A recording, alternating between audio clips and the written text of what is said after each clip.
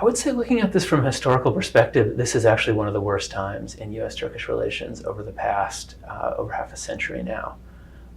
Sometimes policymakers can get a little romantic and imagine there was a honeymoon era in U.S.-Turkish relations. That's certainly not the case.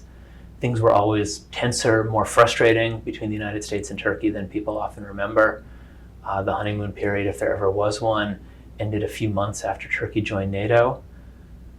But all that said, this is really entering unprecedented territory after a 7-decade-long relationship.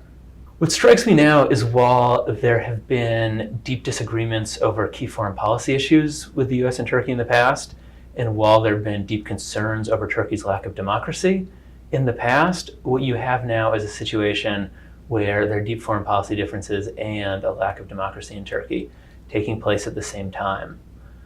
So it's worth remembering Turkey was not a democratic country when the US-Turkish relationship began in 1947. In the 1980s, after Turkey's military coup, it was not democratic. This was never a huge concern to the United States at those points in time. There have also been foreign policy disagreements. The situation over Cyprus in the 1970s was very serious at the time. Once again, you had a moment where the United States wanted both Greece and Turkey to be focused on the Soviet Union, and instead these two countries were more concerned with the threat that they each posed to one another.